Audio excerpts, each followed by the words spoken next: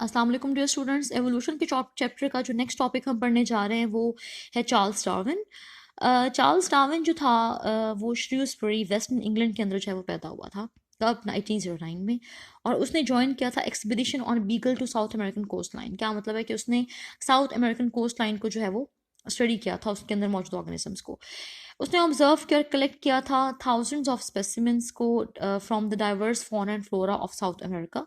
और उसने नोटिस किया कि उनका जो फौना एंड फ्लोरा है वो different regions of the continent जो साउथ अमेरिका के हैं उनके अंदर वेरी वो डिफरेंट है यूरोप की लाइफ से। ठीक है, यानी कि अमेरिका जो है उसका जो फौना फ्लोरा है वो डिफरेंट कॉन्टिनेंट्स जो कॉन्टिनेंट के डिफरेंट रीजन्स पे है वो डिफरेंट है जो लाइफ फॉर्म उसने यूरोप के अंदर देखी थी, क्योंकि वो बेसिकली यूरोपियन था। उसके अलावा उसने जो है वो साउथ अमेरिकन जो फॉसिल थे उनको भी स्टडी किया। और मैं डार्विन ने ये देखा कि क्लियरली डिफरेंट था वो मॉडर्न स्पीशीज से, और डिस्टिंक्ट था वो, डिस्टिंक्ट साउथ अमेरिकन था रिजेम्बलेंस के अलावा, यानी कि उसकी बहुत ज़्यादा रिजेम्बलेंस थी उन प्लांट्स और एनिमल से जो प्लांट और एनिमल उस वक्त जो थे वहाँ पर उसके ऊपर जो थे वो मौजूद थे कॉन्टिनेंट में। ये पर्टिकुलरली पजलिंग केस था जोग्राफिकल डिस्ट्रीब्यूशन का। जो उसने फौना देखा था गैलापैगोस आइलैंड्स का, जो सबसे ज़्यादा जो कॉमन गैलापैगोस आइलैंड्स पे जो उसने फौना देखा वो उसका सबसे ज़्यादा फिर फेमस हुआ। ज़्यादातर जो एनिमल स्पीशीज थी गैलापैगोस आइलैंड की वो कहीं पर भी दुनिया में नहीं पाई गई थी। ठीक है जी।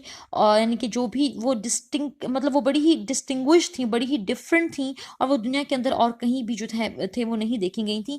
मगर वो जो साउथ अमेरिकन मेन लैंड था, वो तो गैलापैगोस तो आइलैंड है, लेकिन तो आइलैंड की जो मेन लैंड है साउथ अमेरिका में उससे जो था वो फिर भी रिजेंबल करती थी। पूरी दुनिया में और कहीं से रिजेंबल नहीं करती थी, लेकिन मेन लैंड से जो है वो फौना जो है वो रिजेंबल करता था। ठीक है। It was thought that islands were colonized by plants and animals that strayed from the South American mainland and diversified on the different islands. क्या मतलब है इस बात का कि इसका मतलब है कि पहले चूंकि सब इकट्ठा था, पूरी एक लैंड थी, मेन लैंड थी, और फिर जब आहिस्ता आहिस्ता मेन लैंड से आइलैंड्स बने तो आइलैंड चूंकि हर तरफ से पानी से घिरे हुए होते हैं तो आइलैंड जो थे वो मेन लैंड से अलग हो गए।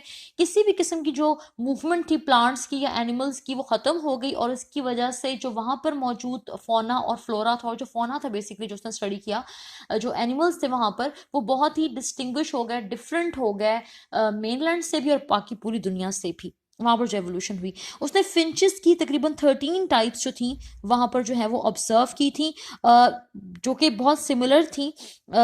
लेकिन उनके बारे में ये कहा गया था कि ये सोच रहा था वो कि वो एक ही स्पीशीज जो है वो डाइवर्सिफाई हुई थी। 13 डिफरेंट टाइप्स ऑफ जो है फिंचेस थी। कुछ जो थी उसी आइलैंड की यूनिक थी, यानी कि जिस आइलैंड पर वो फिंच मौजूद थी कुछ उसी में ही पाई गई थी, कहीं और पर नहीं पाई गई थी। और कुछ की जो थी वो दो या दो ज़्यादा आइलैंड्स पर भी पाई गई थी और रिजेंबल भी आपस में जो है वो कर रही थी। ग्रेट ब्रिटेन जब वो वापस आए 1836 में तो डार्विन ने परसीव की ऑरिजिन ऑफ न्यू स्पीशीज, यानी कि न्यू स्पीशीज के बारे में कि न्यू स्पीशीज किस तरह से बनती हैं, इस बारे में उसने जो है वो कुछ परसेप्शन दी अपनी, और अडेप्टेशंस के बारे में कि अडेप्टेशन कैसे होती है, कि इन्वायरमेंट में एक ऑर्गेनिज्म किस तरह से अडेप्ट कर जाता है और उस अडेप्टेशन की वजह से कैसे जो है वो एवोल्यूशन होती है और नई स्पीशीज जो है वो बनती हैं। उसके मुताबिक new species would arise from an ancestral form by gradual accumulation of adaptation to different environments. क्या मतलब है इस बात का कि एक नई स्पीशी जो है वो ऐसे बनती है कि डिफरेंट तरह की जो अडेप्टेशन जो एक्यूमुलेट हो जाती हैं, इकट्ठी हो जाती हैं डिफरेंट इन्वायरमेंट्स की ऑर्गेनिज्म के अंदर, एंसेस्टर के अंदर, तो नई स्पीशी का जो है वो आगाज होता है। और तब होता है जब जब एक इलाका जो है वो टेम्परेरीली या परमानेंटली जोग्राफिकली जो है अपने मेन लैंड से या बाकी के लैंड से कम्प्लीटली अलग हो जाए, बैरियर आ जाए और किसी भी किस्म की मूवमेंट ना हो। तो मूवमेंट ना होने की वजह से क्या होता है कि वहाँ पर मौजूद जो ऑर्गेनिज्म है वो कम्प्लीटली नए ऑर्गेनिज्म के अंदर जो है वो डेवलप कर जाते हैं।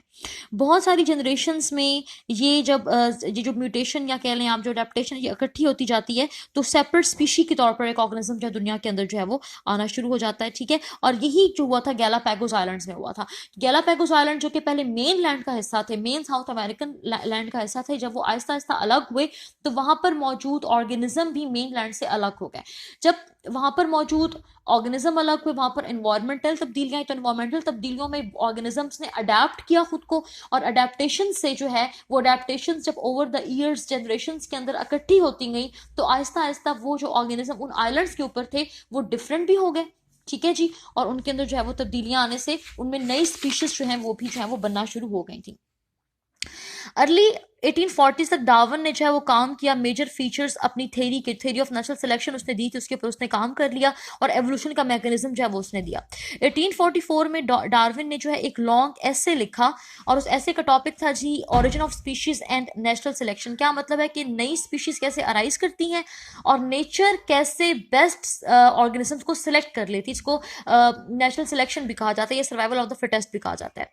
मगर इसकी पब्लिश होने से पहले ही अल्फ्रेड वॉलस जो था एक यंग नेचुरलिस्ट था जो कि ईस्ट इंडीज में स्टडी कर रहा था, उसने भी एक ऐसी थ्योरी डेवलप की जो कि एग्जैक्टली डार्विन की थ्योरी जैसी ही थ्योरी थी।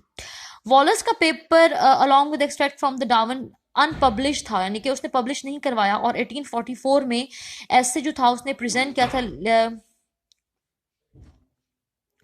लिनन सोसाइटी ऑफ लंदन में जुलाई 1 1858 में। डार्विन ने जो है अपने काम को जल्दी से फिनिश किया, ओरिजिन ऑफ स्पीशीज के काम को, और फिर उसको जो है वो पब्लिश जो है वो नेक्स्ट ईयर जो है उसका काम जो पब्लिश हो गया था। और डार्विन ने जो है वो दो मेन पॉइंट जो थे उनको स्टडी किया था अपना जो उसने ओरिजिन ऑफ स्पीशीज का जो ऐसे लिखा था, जो उसने पेपर लिखा था, ऐसे लिखा था, उसने दो मेन पॉइंट्स को स्टडी किया था। वो दो मेन पॉइंट इंशाल्लाह ताला हम लोग नेक्स्ट टॉपिक में पढ़ेंगे।